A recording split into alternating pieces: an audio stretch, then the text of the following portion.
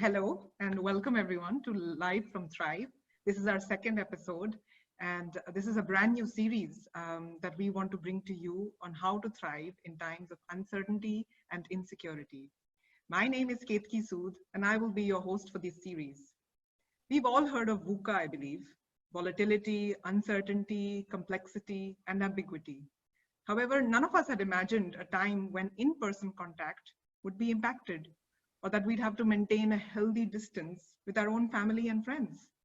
How does that actually impact leadership and collaboration?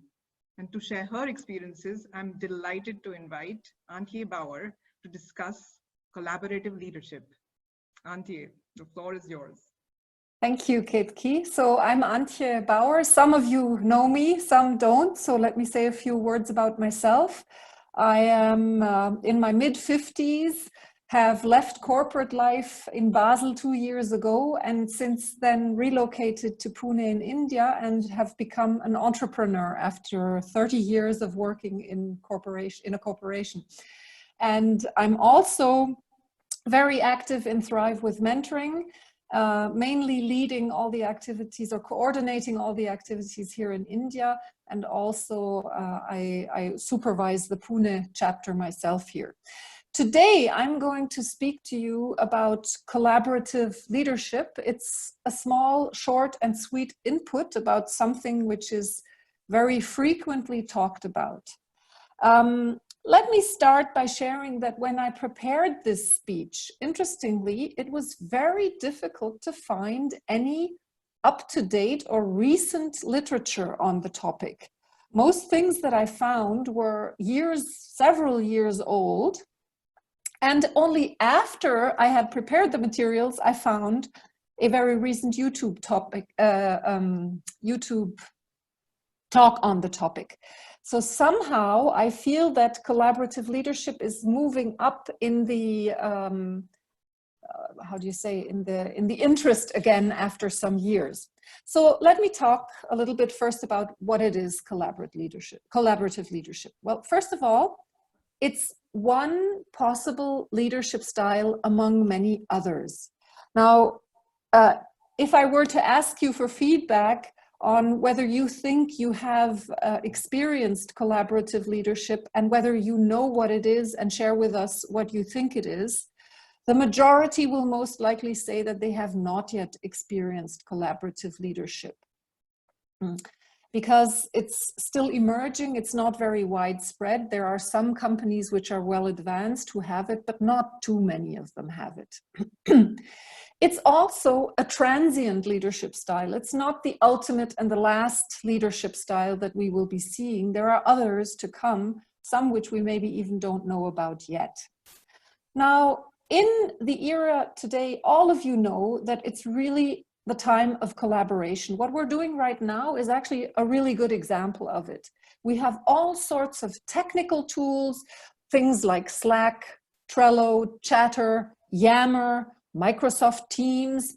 All of these are digital tools that support collaboration. Besides that, we have the conventional collaboration means like Teams, meetings, workshops, offsites, which most of us know very well. Now, this era of collaboration, as I would call it, also demands a specific leadership style. So if you imagine the collaborative leader of the present or future, what kind of features or traits does this leader have to have? Now, first of all, this is still a leader. It's not a person who becomes just a member of the team. And one of the most important characteristics of a collaborative leader is that he or she models from the top. She can lead, but she can also follow. It's switching between whatever the moment demands. This collaborative leader, and for today I'll call it a her, it's a she because we're all ladies, she models and fosters behaviors like feedback, like listening, like demonstrating empathy, like having win-win interactions, delegating work to the best suited people, using a clear language, not abstract words, and refraining from abstraction in general. She is also a leader who attracts diverse talent. She is not going to recruit following her own model or that of her immediate peers. She's going to foster really seeking for diversity. She is a connector. She will reach out within her company and network within her company. But much more importantly, if you are a senior leader, she will also reach out outside of her company and build a network of experts, of peers, of governmental, non-governmental representatives, etc., across all hierarchies, all societal groups. And now comes the big but, because all of the things that I have said until now sound like a very soft leadership style.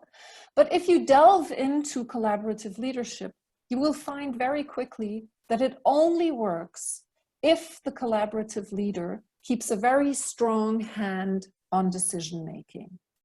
Collaborative leadership does not mean consensus leadership. That's a very, very different pair of shoes. Consensus leadership drives for a unanimous joint collective decision. Collaborative leadership makes sure that a decision is taken by the appropriate person in the end after the debate. Now, if you talk about all the things that characterize collaborative leadership, I find it interesting to also look at what is collaborative leadership not. I mentioned one thing already, that's it's not deciding everything together. It is also not working only with your friends and as friends, because remember, I said a true collaborative leader will seek, foster, and really establish diversity. Diversity of thought, diversity of gender, of all the other diversity topics that we know. They will actively seek for that. They will not just work with friends, which is what we very often see in traditional organization. You've got all these boys clubs and increasingly also some girls clubs maybe, or mixed clubs. But there's kind of very strong networks there that are exclusive rather than inclusive. Collaborative leadership also doesn't mean out-competing each other in a team. It really seeks looking for the best suited person for a particular task, for a particular decision, etc. And what it also does not do, collaborative leadership does not abolish hierarchies. That is a very common misunderstanding, that in a collaborative leadership environment, everybody has the same say and the same power. That's not true. Now what I have just shared is a simplistic, due to the time that we have, definition of what collaborative leadership is. Let's talk a little bit about the potential of collaborative leadership. And I think that's the point in time to come back to our current situation. Collaborative leadership has a tremendous potential to overcome the limitations of hierarchy, because hierarchy limits you kind of into your silo of decision making. Collaborative leadership does not respect those silos. It goes far beyond them and brings people to the table who need to be at the table. It tries to tap into the potential of everybody. And as some of you know, I'm very active in team development based on strengths. And if you, like me, believe in the strengths of a person actually creating the potential of having people really work where they can unfold to their best, this matter of getting into the potential of all and access to hidden talent is one that attracts me most about collaborative leadership, because there's kind of an underlying assumption that there is a good place for everybody where they can contribute their particular strength to the team. I think collaborative leadership also has a huge potential to have fun at work, because it is, in its ways of working, less hierarchical, less directive than what many of us still know. And it can create a feeling of together we are stronger. Now, let me say from my own experience, when I became an entrepreneur, initially I found, well, I had to realize that I was a terrible networker for most of my corporate life. why.